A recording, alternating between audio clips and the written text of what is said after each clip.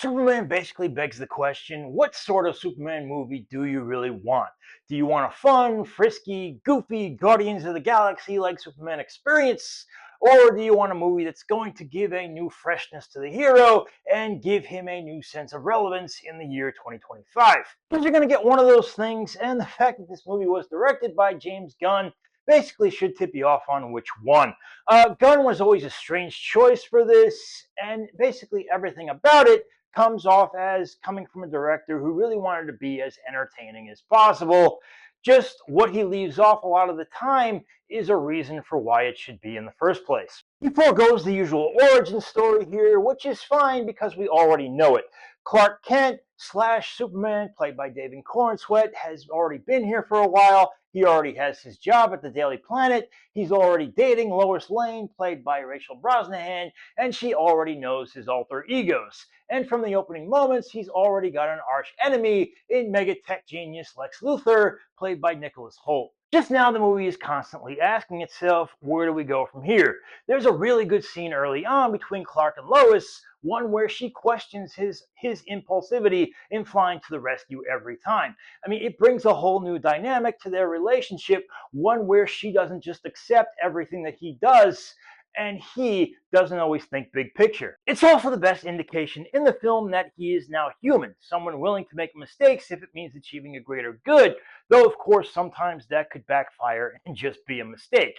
This is the most earnest and thought-provoking scene I've seen in a superhero film in quite a while, and the fact that Gunn doesn't really build on it is pretty much a disappointment of the film. To be fair here, Corenswet brings a square-jawed authenticity and heart in the right place humanity to every scene. But I think the issue with Superman comes in where eventually it just seems like the plot is happening to him and he's just rolling with it rather than letting it shape him. This Superman is likable, but he's also shockingly slight. For all of James Gunn's virtue signaling in the press, this Superman never really takes much of a stance on anything rather than this whole blanket fight for humanity. Nor does Gunn ever really seem all that interested in finding struggles for Superman within his own idealism or his humanity. There's not much of a point of view for this character, and I feel like a lot of other films may have colored him in more than this film does. The plot he's in takes him through trying to broker a peace between two warring fictional nations, a plan by Luthor to convince the public Superman can't be trusted, a pocket universe, several side characters, and many battles of smashing, crashing, and destroying things.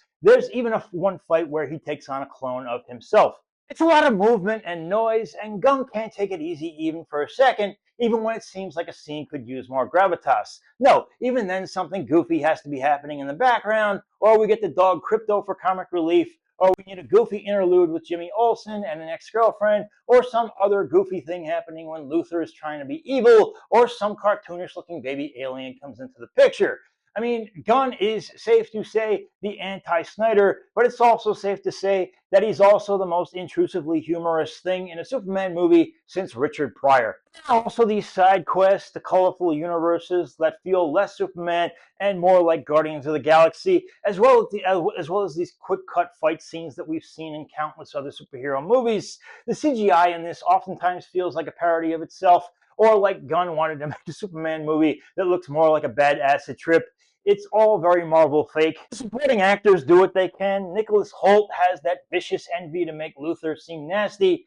Brosnahan is that old school reporter that actually adds investigation to investigative journalism. And Pruitt Teller Vince has a great poignant scene as Pa Kent. And there are some bits of humor here that actually do work. I enjoyed Nathan Fillion a lot as Green Lantern, and Edie Gathegi makes an equally funny Mr. Terrific. With characters this eccentric, you pretty much know what you're getting. Just where Gunn gets into trouble is by trying to combine too much in the way of humor and pathos too often. Of course, Gunn is now in complete charge now, and this is meant as a reboot of the DCU as a whole, and so we also get those obligatory scenes of setup for other characters down the road. That's nothing new either in a film that really could have used a few more things that do feel new, a few more pivotal elements to make us feel like Superman is really back on the right track again. Nostalgia and constant movement, those things may be enough to save this new iteration, but I just don't feel like there is enough here to really feel like the character is as inspiring as he really should be. That's why I can't really recommend the movie, and that's why I gotta go no more than a C plus, guys. But that is my opinion. I'd love to hear yours. Let me know down below there. Also, if you could, click that like button, click that subscribe button, and I do hope to see you back next time. I hope you guys enjoyed the video. I thank you so much. Bye bye.